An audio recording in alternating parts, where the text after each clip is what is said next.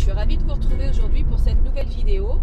Alors aujourd'hui je vais parler avec vous de la façon que vous avez d'aborder votre métier et surtout de cette fâcheuse tendance que vous avez à être obligé de demander l'aval de quelqu'un, de votre entourage ou professionnellement parlant du comptable ou du banquier ou voilà, de ces personnes influentes un petit peu qui gravitent autour de vous et de votre identité commerciale pour pouvoir valider certains choix que vous avez à faire.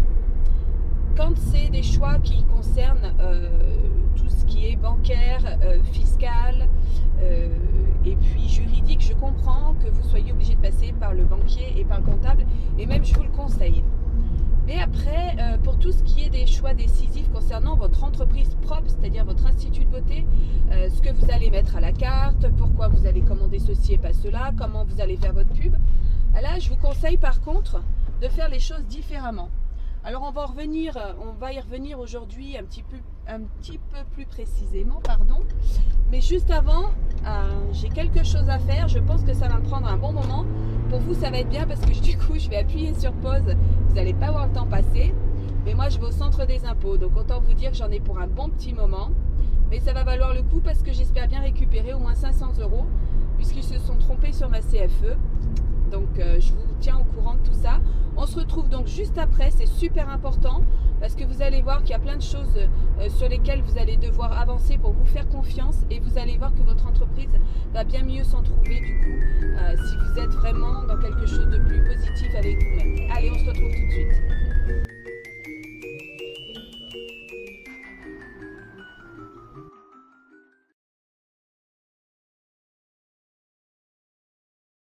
Voilà, on se retrouve donc pour reprendre le fil de notre conversation qu'on avait attaqué donc tout à l'heure. Comme vous le voyez, le temps est beaucoup plus beau qu'il y a environ 1 heure. Entre-temps, je suis allée boire un café dans un bar. Pour celles qui me connaissent maintenant depuis un petit moment, vous savez que pour trouver l'inspiration, pour travailler mieux et pour travailler plus vite, voilà, j'en ai parlé déjà dans des articles, j'ai tendance à aller à l'extérieur des endroits dans lesquels j'ai l'habitude de travailler tous les jours. Pour que voilà, mon esprit soit, comment dirais-je, un petit peu déboussolé et que du coup j'ai beaucoup plus d'informations qui me viennent, beaucoup plus de choses qui m'inspirent, de regarder un petit peu les gens passer, le temps s'écouler. Et ben chez moi ça fonctionne super bien et ça fait en sorte que voilà, mon cerveau se mette en route. Donc c'est pour ça que entre temps le temps a changé et que c'est beaucoup plus clair et c'est plutôt sympa parce que du coup ça annonce une belle journée.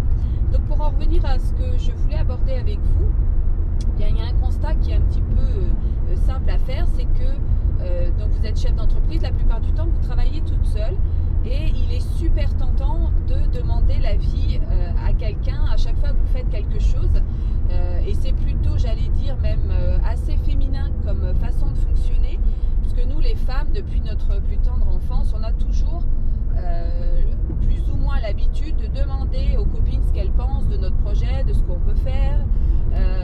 On a toujours besoin d'avoir un petit peu les choses qui soient validées par quelqu'un qu'on apprécie pour avoir son sentiment, pour savoir ce qu'il en pense.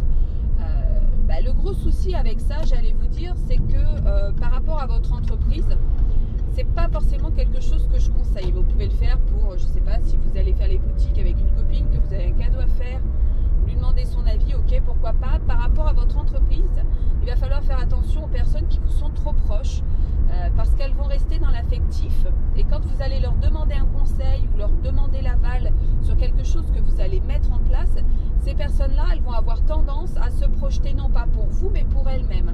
Et du coup, eh bien, si c'est des personnes qui ne sont pas très entrepreneuses dans l'âme, ce sont des personnes qui n'ont pas l'habitude ni le goût du risque, eh bien, elles vont avoir tendance à être beaucoup plus négatives que ce qu'il vous faudrait vous, c'est-à-dire pour vous donner un coup de pied aux fesses pour pouvoir avancer plus vite. Et ces personnes-là, elles vont avoir tendance à réagir donc pour elles-mêmes et à pas favoriser du tout votre perception de l'entreprise, votre façon de voir les choses et d'essayer de vous aider, de vous pousser en avant.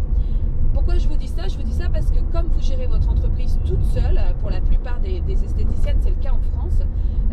Je crois que plus de 90% des entreprises qui ramènent du chiffre d'affaires en France en institut de beauté sont des entreprises où il n'y a que le chef d'entreprise qui travaille. Et bien vous êtes super concernés par ça parce que je sais que la majorité d'entre vous ont tendance à avoir besoin de quelqu'un pour valider ce qu'elles ont à faire.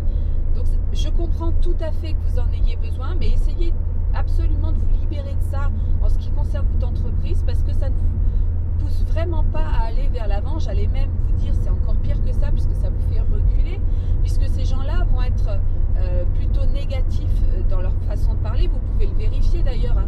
Vous avez sûrement en tête tout un tas d'idées depuis le début de la création de votre entreprise, de choses que vous auriez demandé aux gens qui vous entourent et qui vous auraient dit oh là là, attention, mais t'es folle, oh là là, mais c'est la crise, attention, on n'investit pas comme ça, on fait pas les choses comme ça, moi si j'étais toi je ferais pas comme ça. Le problème, c'est qu'ils sont pas vous, ils connaissent pas votre business. Le business que vous faites, il n'y a que vous qui le connaissez bien, en tout cas j'espère, sinon c'est grave. Il n'y a que vous qui le connaissez bien, et il n'y a que vous qui savez et qui avez en tête pourquoi vous voulez faire ça et où ça va vous amener. Les personnes qui sont extérieures à votre business et qui ne comprennent pas comment fonctionne le monde de l'entreprise ne peuvent pas vous aider dans vos prises de décision. Quand vous voulez faire de la pub, quand vous voulez investir, quand vous, voilà, vous allez voir le banquier, vous allez voir le comptable, ça je suis d'accord. Quand vous avez des choses que vous voulez faire pour donner de l'essor à votre entreprise, si vous y croyez vraiment, si vous êtes sûr de vous, si vous sentez qu'il y a quelque chose à faire, si vous avez une espèce d'intuition, un ressenti spécifique, allez-y, arrêtez de vous poser des questions. Les 3/4 du temps, les personnes qui ne gagnent pas d'argent sont des personnes qui ne passent pas à l'acte, elles se posent beaucoup trop de questions, elles n'osent pas essayer, elles n'osent pas envisager des choses nouvelles. Moi, je suis arrivée là où j'en suis aujourd'hui parce que j'ai pris des risques tous les jours, tout le temps. Mais attention, j'ai pris des risques contrôlés, c'est-à-dire que quand je me lance dans une aventure, j'ai toujours ce qu'on appelle un plan B, c'est-à-dire j'ai toujours quelque chose qui me permet de faire demi-tour au bon moment, de calibrer les choses, de regarder où j'en suis à un instant T et de voir si je suis bien partie vers la bonne direction en tout cas. Et si jamais je sens que ça foire, que ça se passe pas bien, j'ai un plan B pour pas me retrouver dans la mouise et pour pas que ça parte dans tous les sens. Donc voilà, ce que j'avais envie de partager avec vous aujourd'hui, c'était de vous dire voilà, foncez, faites ce que vous avez envie de faire. Faites attention à qui vous demandez des conseils, essayez de rester avec des personnes qui vous entourent, qui soient positives, qui vous poussent vers l'avant, qui vous donnent des ailes, parce que ces gens-là sont importants et vous en aurez besoin. Et puis faites attention aux personnes qui ont tendance à être un petit peu négatives avec ce que vous avez envie de faire, parce que ce sont des personnes qui s'identifient elles-mêmes au projet et qui n'ont pas tendance à voir ce que vous êtes capable de faire. Ce sont donc des personnes qui vont avoir tendance à vous freiner, à freiner votre entrain. Et puis aussi faites attention à tous ces gens qui peuvent être jaloux des idées que vous avez, de l'argent que vous allez gagner et qui vont du coup essayer un petit peu justement de mettre un frein en essayant de vous faire peur sur les choses que vous allez avoir envie de faire et de créer. C'était super important pour moi de partager ça avec vous parce que c'est un des éléments essentiels de ma réussite. Il paraît qu'on est le reflet des 5 personnes que l'on côtoie le plus dans sa vie. Alors, si vous faites le tour des 5 personnes que vous avez autour de vous, que vous côtoyez le plus dans votre vie, eh bien, dites-vous que de ces 5 personnes, vous faites un melting pot et ça représente votre personnalité à vous. Et moi, quand j'ai su ça, j'ai fait un petit peu le tour autour de moi et j'ai regardé les 5 personnes les plus influentes de ma vie. Et parmi ces 5 personnes, j'avais une personne qui était nocive, qui me bouffait. Et du coup, cette personne, je l'ai écartée. Et je vous assure que ça a vraiment changé des choses dans ma vie.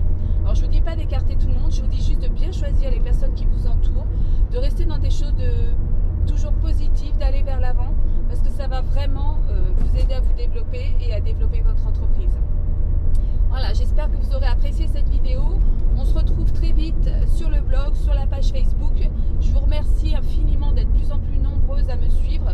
Je suis en train de préparer beaucoup de bonnes choses pour vous toutes. J'ai beaucoup de questions concernant les séances de coaching que j'ai été obligée d'arrêter parce que j'avais plus assez de temps et beaucoup trop de demandes. Donc je vous prépare quelque chose qui est encore mieux que ça et qui arrive très bientôt. Des pages spécifiques qui seront accessibles depuis le blog mais qui vous seront uniquement réservées. Vous aurez un code d'accès avec inscription. Et puis voilà, je vous retrouve très bientôt pour vous expliquer tout ça. Je vous souhaite une excellente semaine et surtout restez hyper positive et hyper pro. À bientôt.